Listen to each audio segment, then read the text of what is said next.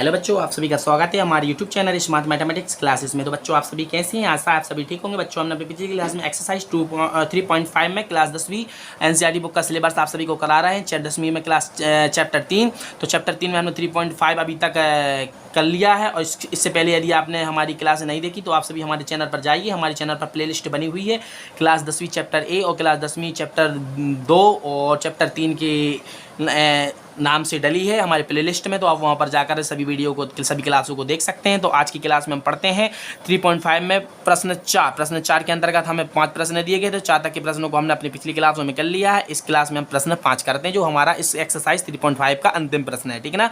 तो यदि बच्चों, यदि आपने अभी तक हमारे चैनल को सब्सक्राइब नहीं किया तो प्लीज़ हमारे चैनल को सब्सक्राइब करें, क्योंकि हमारे चैनल पर क्लास 6 से लेकर क्लास 12 तक की एनसीईआरटी बुक का सिलेबस हिंदी में बिल्कुल फ्री में कराया जा रहा है। तो आप सभी इसका लाभ ले सकते हैं। आपको कहीं पर भी कोचिंग जाने की आवश्यकता नहीं होगी, मैं आप सभी को विश्वास दिलाता हूं। ठीक ना। तो बच्चों हमारे ऐसा कहीं पर हमारे चैनल पर ज्ञान दिया जा रहा है एनसीईआरटी बुक का क्लास 10वीं क्लास 6 से लेकर क्लास 12 तक का, ऐसा कहीं पर आपको कहीं पर कोचिंग में बहुत हम जो भी हम ज्ञान दे रहे हैं वो सरल भाषा में दे रहे हैं। ठीक है ना। तो बच्चों ऐसी इससे सरल भाषा आपको कहीं पर मिलेगी नहीं। ठीक है ना। यदि कहीं पर मिलती है तो आप वहाँ से वो ज्ञान ले लीजिए। ठीक है ना। यदि कहीं पर मिलती है, मेरे से अच्छा यदि कहीं पर पढ़ाया जाता है तो आप वहाँ से ले सकते हैं वो ज्ञान। ठीक है ना। यदि नहीं पढ़ाया जा सकता है, नहीं पढ़ाया, कोई नहीं पढ़ा सकता, नहीं कहीं पर ज्ञान नहीं मिलता है ऐसी, तो हमारे चैनल से आप ले सकते हैं। ठीक है ना। अब हम ज़्यादा बात नहीं करते, हम क्या करते हैं, अपनी आज की क्लास प्रारंभ करते हैं। आज की क्लास में प्रश्न 5 क्या लिखा है, एक आयत का क्षेत्रफल 9 वर्ग इकाई कम हो जाता है। ठीक है ना। बच्चों देखो प्रश्न को पढ़ना, क्या लिखा है, एक आयत क्या होता है, हमारे दिमाग में एक इमेज खींच लो। आज की आमने सामने की भुजाएं बराबर होती हैं। ठीक है ना। आमने सामने की बजाय लंबाई के बराबर हो, चौड़ाई के बराबर होती है। जिस प्रकार से हम जिस कमरे में रहते हैं, कमरा भी एक क्या है, आयत है। कमरे के सामने जो हम देखो, कमरे जैसे मान लो कमरे में हम कहीं पर खड़े हैं तो जिस तरफ मुंह करें हैं उसके पीछे की भुजा सामने वाली भुजा से बराबर होगी। और जो हमारे जो हाथ तरफ जो लेफ्ट साइड और राइट साइड जो हाथ है ना, उन लेफ्ट साइड और राइट साइड के जो हाथ है ना, जो सामने वाली भुजा होगी ना उसके, तो क्या होगी, वे आपस में बराबर होगी। तो आप कल्पना कर लेना, आयत का मतलब क्या होता है, आमने सामने की भुजाएं बराबर होती हैं। आयत का मतलब होता है कमरा, एक बंद कमरा, 4 भुजाएं हो जिसमें। ठीक है ना। तो क्या है, क्या क्षेत्रफल क्या हो रहा है, 9 इकाई, यानी कि देखो इसमें इकाई का मतलब होता है कि बच्चों इसमें देखो इकाई कितनी कैसी होती है। हम जैसे कि इकाई होती है फुट होती है, इंच होती है बच्चों, सेंटीमीटर होती है, किलोमीटर होती है, 2 किलोमीटर होती है, डेकामीटर, हेक्टामीटर होती है, मीटर, डेसीमीटर, सेंटीमीटर, मिलीमीटर होती है, जी इकाई होती है। ठीक है ना। और तो बच्चों इकाई अपन के लिए दी नहीं, डायरेक्ट बोल दिया क्षेत्रफल कितना, 9 इकाई कम होता है यदि उसकी क्या लिखा है, इसकी लंबाई 5 इकाई कम कर दी जाए और चौड़ाई 3 इकाई बढ़ा दी जाए। ठीक है ना। तो देखो एक बात प्रोसेस दो बच्चों, इसमें 2 प्रोसेस लिखी हैं। जब आयत की लंबाई 5 कम कर दी जाए, यानी 5 इकाई कम कर दिया, इकाई का मतलब इसमें इकाई नहीं दी गई, फुट कम करनी है, इंच कम करनी है, डायरेक्ट अपन इकाई लगानी। ठीक है ना। तो कहने का मतलब आयत की इकाई 5 कम करनी है और चौड़ाई कितनी, 3 बढ़ा देनी है। तो इसका क्षेत्रफल कितना हो जाता है, 9 इकाई कम हो जाता है। समीकरण 1 बन जाएगा। जब फिर अपन आगे लिखेंगे, आगे प्रश्न से, यदि आयत की इकाई 3 यानी 3 इकाई और चौड़ाई 2 इकाई बढ़ा दी जाए, यानी दोनों बार बढ़ा दिया है, तो क्षेत्रफल कितना बढ़ जाता है, 67 बढ़ जाता है। इससे क्या दो इक्वेशन बन जाएंगे। दोनों इक्वेशन को हम बीजगणित विधि से हल कर देंगे। ठीक है ना। बीजगणित विधि, किसी भी बीजगणित विधि से हल कर सकते हैं यदि उनका अस्तित्व है। यदि उन दोनों रैखिक समीकरणों के जो हल हैं अद्वितीय हैं तो हम इनको क्या करते हैं, बीजगणित, प्रतिस्थापन, विलोपन विधि से हल कर सकते हैं। साथ साथ ज्यामिति विधि जो होती है, ग्राफ विधि, उससे भी हल कर सकते हैं। अब हम ज़्यादा बात नहीं करते, सबसे पहले हमें क्या करते हैं, इसमें हमें लंबाई और चौड़ाई इसमें मालूम होना चाहिए। तो लंबाई चौड़ाई नहीं इसमें मालूम, तो हम क्या करेंगे, माना आयत की लंबाई x है तथा x इकाई है, चौड़ाई कितनी है, y इकाई है। ठीक है ना। तो सबसे पहले हमें मानना होगा।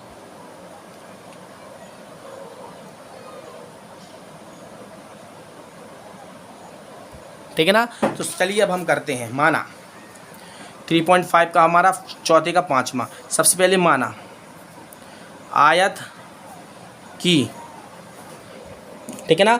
सबसे पहले हम क्या कर रहे हैं, आयत की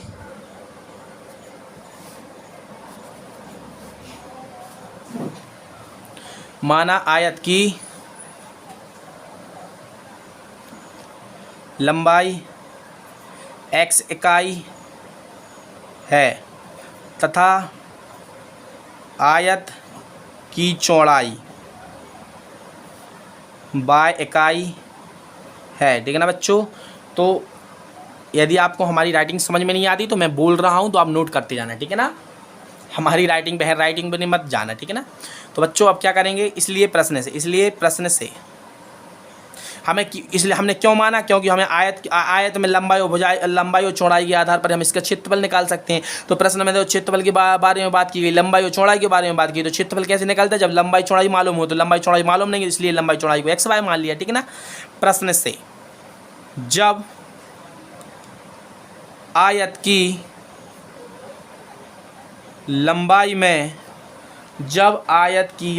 में 5 इकाई, जब आयत की लंबाई में 5 इकाई की कमी होती है तथा आयत की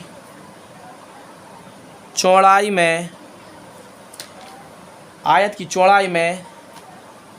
3 इकाई की वृद्धि होती है, तो आयत का क्षेत्रफल 9 वर्ग इकाई कम हो जाता है। बच्चों जो प्रश्न में लिखा था वो हमने लिख लिया, हमने मन से नहीं लिखा। देखो लिखा था उसकी लंबाई 5 इकाई कम करनी है, ठीक है ना, वो कम हमने कर दी है। चौड़ाई 3 इकाई बढ़ानी है, क्षेत्रफल कितना हो जाता है, 9 इकाई हो जाता है, ठीक है ना। तो आप देख सकते हैं हमें जो हमने लिखा है, ठीक है ना, जो हमारी पुस्तक में देखो लिखा प्रश्न से, तो प्रश्न में जो लिखा था वो हमने लिख लिया, ठीक है ना। आप क्या करेंगे, इसको समीकरण का रूप देंगे। बच्चों हमें मालूम है आयत का जो हम इसको चित्र बनाते हैं, मान लो हमारा ये चित्र हो गया,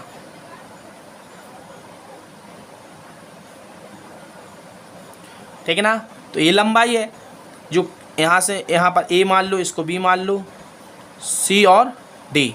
तो बच्चों मैं कहने का मतलब जो लंबी है ए से डी है, जो लंब है, क्या लंबाई होती है। तो लंबाई हमने कितना माना, एक्स। तो जो एक्स वजह जो हमारी इतनी जे है ना, तो ए डी एक्स है, तो क्या बी सी भी कितनी होगी, एक्स होगी, यानी एक्स। इसको 2 लाइनों से दर्शाते हैं। एक लाइन यह दर्शाती है कि दोनों बराबर हैं, 2 लाइन इसलिए यह दर्शाती है कि दोनों बराबर हैं। इसको बाय माना, इसको भी बाय माना, ठीक है ना। तो बच्चों तो आयत हो गया ना, तो आयत का, इसलिए आयत का क्षेत्रफल कितना होता है बच्चों, क्षेत्रफल कितना होता है, लंबाई गुणा चौड़ाई। तो x गुणा y होता है क्षेत्रफल। क्या होता है, आयत का क्षेत्रफल लंबाई गुणा चौड़ाई होता है। तो जब यदि आयत का क्षेत्रफल निकालना है तो लंबाई कितनी x है, x में का चौड़ाई कितनी y, तो जब आपस में गुणा करो तो x y हो जाएगा। तो लंबाई और चौड़ाई कितनी, यानी आयत का क्षेत्रफल कितना, लंबाई गुणा चौड़ाई हो जाएगा, ठीक है ना। तो प्रश्न में लिखा है, क्या लिखा है, लंबाई, पहले यहाँ पर लिख लो लंबाई और चौड़ाई किसकी लिख रही है, आयत की, तो वो बार बार नहीं लिखेंगे आयत, ठीक है ना। और क्षेत्रफल, अब क्या देखो लंबाई हमने कितनी मानी बच्चों, x, चौड़ाई कितनी मानी, y। इसमें क्या लिखा है, देखो लंबाई में 5 इकाई की कमी का मतलब क्या होता है, घटाना है, और वृद्धि का मतलब क्या है, जोड़ना है।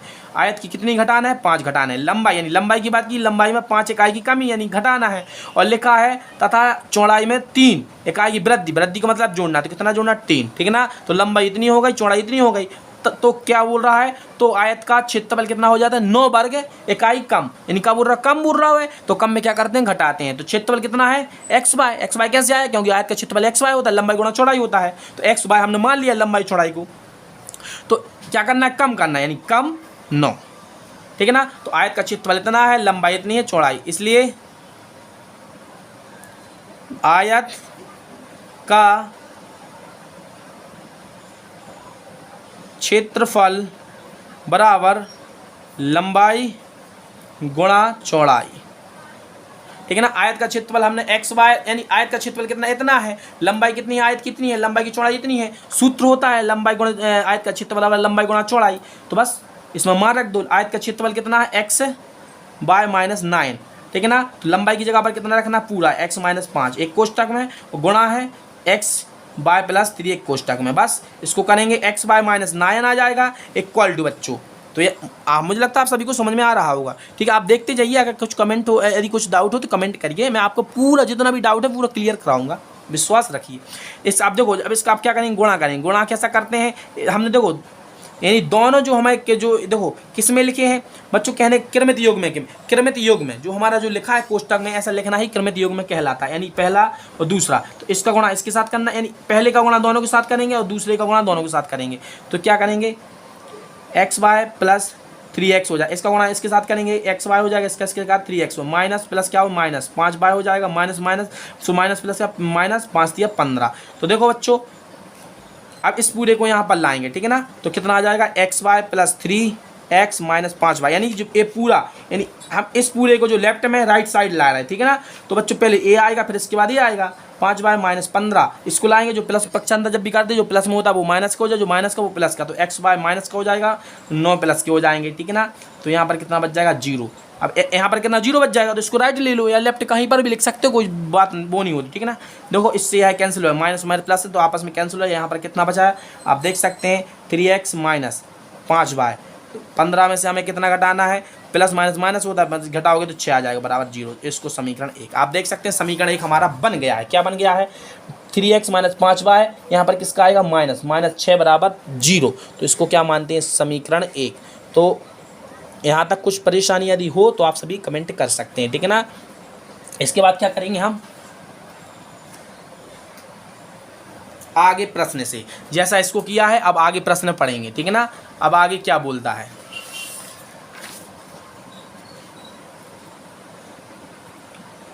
आगे प्रश्न से, ठीक है ना।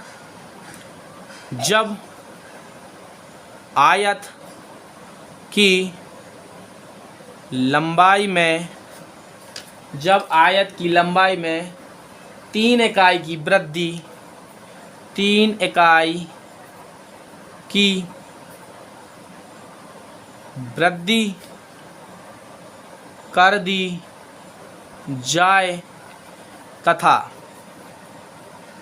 चौड़ाई में 2 इकाई की वृद्धि कर दी जाए तो आयत का क्षेत्रफल में, तो आयत के क्षेत्रफल में 67 वर्ग इकाई वृद्धि हो जाती है, ठीक है ना। हमने क्या लिखा प्रश्न से लिखा है, ठीक है ना। जो हमने लिखा आगे प्रश्न से, यानी कि इसका मतलब होता है हम प्रश्न से अब लिख रहे हैं। तो प्रश्न से क्या लिख रहा है बच्चों, जब आयत की लंबाई में 3 इकाई की वृद्धि कर दी जाए और चौड़ाई में 2 इकाई की वृद्धि कर दी जाए तो आयत के क्षेत्रफल में 67 वर्ग इकाई वृद्धि हो जाती है। जैसा हमने प्रश्न से इसको लिखा था, इसको देखो ऐसा रूप दिया था ना, तो आयत का क्षेत्रफल एक्स वाई था, एक्स वाई में देखो इसमें कमी हो रही थी, तो कमी में हमने माइनस दर्शाया था, वृद्धि में प्लस दर्शाया था, ऐसे ही इसमें दर्शाएंगे, ठीक है ना। तो क्या करेंगे अब बच्चों हमें मालूम है, इसलिए आयत का क्षेत्रफल क्या होता है बच्चों एक्स बाय क्यों है, क्योंकि एक्स हमने लंबाई मानी और बाय चौड़ाई मानी, ठीक है ना। तो और यहाँ पर देखो बच्चों लंबाई और चौड़ाई, लंबाई कितनी मानी एक्स, चौड़ाई कितनी मानी बच्चों बाय। अब देखो प्रश्न में जो लिखा है उसके हिसाब से करेंगे। क्या लिखा है आयत की लंबाई यानी लंबाई में करना है 3 इकाई की वृद्धि को मतलब क्या होता है प्लस यानी 3 जोड़ना है, लिखा है कर दी जाए चौड़ाई में 2 इकाई वृद्धि का मतलब जोड़ना है, ठीक है ना। और कमी का मतलब घटाना, और बोला है कि क्षेत्रफल में 67 वर्ग इकाई वृद्धि का मतलब जोड़ना यानी 67। इसलिए सूत्र से आयत का क्षेत्रफल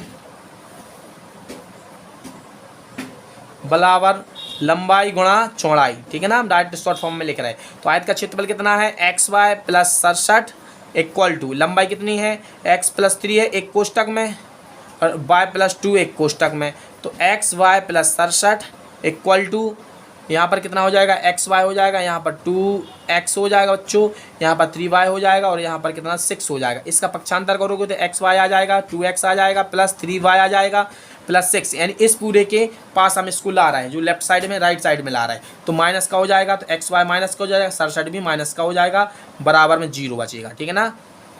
तो जो लेफ्ट में 0 है ना उसको हम बराबर करके राइट में भी 0 कर सकते हैं, ठीक है ना। कहीं पर भी लिख सकते हो बराबर में, ठीक है ना। लेफ्ट की चीज़ राइट में लिख सकते हो, राइट की चीज़ लेफ्ट में लिख सकते हो यदि बराबर हैं तो, ठीक है ना। तो देखो एक्स वाई से एक्स वाई कैंसिल हो गया, यहाँ पर 2x आ जाएगा, प्लस आ जाएगा 3y और देखो प्लस और माइनस क्या हो माइनस माइनस, यहाँ पर कितना आ जाएगा एक्स इक्वल टू 0 समीकरण 2, ठीक है ना। इसलिए समीकरण 1 तथा 2 के रैखिक युग्म के हल अद्वितीय हल हैं, तो समीकरण 1 तथा 2 को बीजगणितीय विधि से हल करने पर, तो बच्चों बीजगणित विधि कौन सी होती है हमने आप सभी को बताया है, विलोपन, प्रतिस्थापन, बीजगणित विधि से इसको हल कर सकते हैं, ठीक है ना। तो जब इन क्या हो, जब कहने का मतलब हमारा बच्चों इनके जो हल हों अद्वितीय हों, रैखिक जब समीकरण जो हैं दिए गए हैं इनके हल कैसे हों, अद्वितीय हों, तो हम कह सकते हैं तो बीजगणित विधि से हल कर सकते हैं। अब लिखो, अब समीकरण 1 तथा 2 को बीजगणित विधि से हल करने पर, ठीक है ना, हल कर रहा है किससे, बीजगणित विधि से। तो बीजगणित विधि में क्या होता है, A1 B1 C1 A2 B2 C2 के मान हमें सबसे पहले निकालना है, ठीक है ना। तो हम निकालते हैं, इसके आगे कर रहे हैं, ठीक है ना। समीकरण 1 की तुलना A1 x plus B1 y plus C1 equal to 0 से करने पर तथा समीकरण 2 की तुलना A2 x plus B2 y plus C2 equal to 0 से करने पर, ठीक है ना। तो हम क्या करते हैं, तुलना करते हैं। तो समीकरण 1 हमें क्या दिया है, A1 का समीकरण 1 में A1 का मान क्या दिया बच्चों, 3 B1 बराबर -5 और C1 बराबर -6। A2 बराबर समीकरण 2 में A2 का मान कितना है, 2, B2 बराबर 3, C2 बराबर -61, ठीक है ना। इसलिए बीजगणित के सूत्र से क्या होता है, x अपॉन BC लिखो minus BC, y upon CA लिखो, CA इक्वल टू 1 अपॉन यानी 1 का मतलब अचर AB माइनस AB। 12 से स्टार्ट करो, 21 पे ख़त्म कर दो, 12 से प्रारंभ करो, 21 पे ख़त्म कर दो, 12 से प्रारंभ करो, 21 पे ख़त्म कर दो, ठीक है ना। तो कौन सा, प्रथम पद, दूसरा पद, तीसरा पद, ठीक है ना। तो प्रथम पद, दूसरा पद और तीसरा पद आप देख सकते हैं हमने लिख लिया है। यहाँ तक यदि कुछ परेशानी अगर हो तो आप सभी बता सकते हैं, ठीक है ना। इसके बाद क्या करेंगे, प्रथम पद तथा तीसरा पद बराबर करने पर, तो क्या हम डायरेक्ट मान रख रहे हैं, ठीक है ना। तो x अपॉन B1 का मान कितना है, -5 कोष्टक में लिखना, C2 का मान कितना है, -61 कोष्टक में लिखना, ठीक है ना, माइनस B2 का मान कितना है 3 गुणा C1 का मान कितना है माइनस है तो माइनस कोष्टक में लिखना, इक्वल टू तीसरे पद के बराबर करना है, डायरेक्ट मान रख रहा है। A1 का मान कितना है 3, B2 का मान कितना है 3, ठीक है ना, माइनस A2 का मान कितना है बच्चों, A2 का मान 2, B1 का मान कितना है -5। बस इसको हल कर दो, सिंपल कर दो, x अपॉन इन दोनों का आपस में गुणा हो तो माइनस माइनस प्लस होता है। 61 किस में करेंगे, 5 एकम 5 और 5 का करेंगे 5 छक्का 30, ठीक है ना। तो 61 पंच कितना हो 305, माइनस माइनस क्या होता है, प्लस होता है। इसका करेंगे 6 तिया कितना 18 होता है, ठीक है ना। 6 का इसमें करेंगे 6 तिया 18 इक्वल टू 1 अपॉन 3 तरह का 9 माइनस माइनस क्या प्लस होता है, 5 दूना 10, ठीक है ना। तो इतना हो गया। इसके बाद क्या आ जाएगा, x अपॉन इसमें हम जोड़ देंगे, तो इसमें जोड़ेंगे तो 13 की 3 हाथ सलाई 1 2 और इसमें 3 यानी 305 में 18 जोड़ 323 हो गया, ठीक है ना। 1 अपॉन यहाँ पर 19 हो गया, ठीक है ना। तो 19 का इसमें करेंगे तो 19x हो जाएगा, इसका इसमें करेंगे तो कितना आ जाएगा 323, ठीक है ना। x की वैल्यू याद करनी है 323 बटा कितना कर देना 19, 19 से कम 19 दूनी 38 ज़्यादा हो जाएंगे, ठीक है ना। तो बच्चों कितना बच जाएगा यहाँ पर 19। 19 से अब इसमें भाग देंगे, कितने में भाग देना बच्चों, यहाँ पर रफ में कर लेना 32, 323 में हम 19 से 19 से कम 19, तो इसमें घटाएंगे 3 आ जाएगा, ठीक है ना। और यहाँ पर वापस तो 1 आ जाएगा और यहाँ पर 33, तो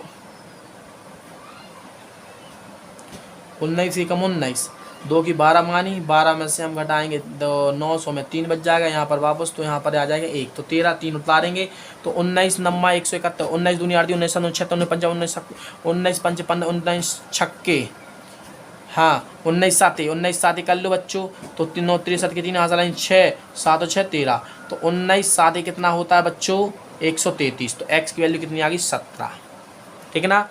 अब क्या करेंगे बच्चों,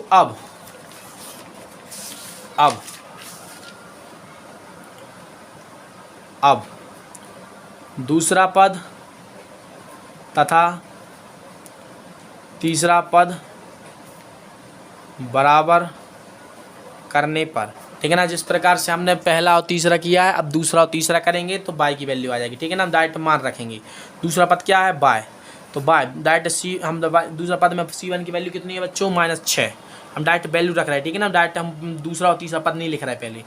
और A2 की वैल्यू कितनी है बच्चों 2, माइनस C2 की वैल्यू कितनी है -61, कोष्टक में लिखना माइनस की वैल्यू, ठीक है ना। C1 की कितनी है 3, तो इसकी हो गई। अब तीसरा पद क्या है A है, तो इसकी वैल्यू डायरेक्ट हम पहले निकाल चुके हैं, तो डायरेक्ट लिख दो 3 गुणा 3 -2 गुणा -5, ठीक है ना। डायरेक्ट लिख दी हमने, क्यों बार बार देखें उसमें। तो इसमें हम इसको हल कर लो, माइनस प्लस क्या -6 दूनी 12 होता है, माइनस माइनस क्या प्लस होता है, इसका गुणा करना। देखो अब किसका गुणा करना है हमें बच्चों, -61 का गुणा करना है 3 में, किसका 3 में करना है। यहाँ पर थोड़ी मिस्टेक सी बन रही है, देखो C2 की वैल्यू -61 है और A1 की वैल्यू 3 है, ठीक है ना, गुणा है। तो यहाँ पर कितना आ जाएगा, माइनस माइनस प्लस हो गया, 3 एकम 3, 3 6 18, ठीक है, इतना आ जाएगा।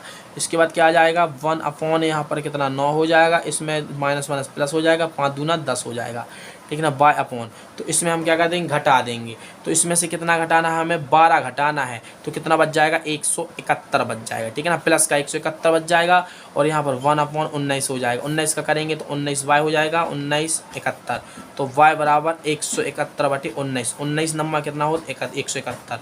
तो बच्चों जो आयत की चौड़ाई है, ठीक है ना, इसलिए माना था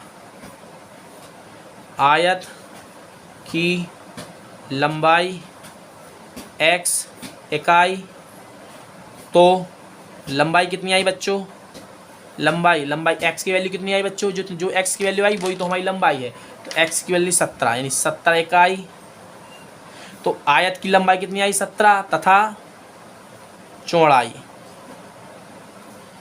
कितनी आई 9 इकाई। y माना था तो यहाँ पर लिख सकते हो, लंबाई हमने x मानी थी, x बराबर इतना आया है, y बराबर कितना आया है 9 आया।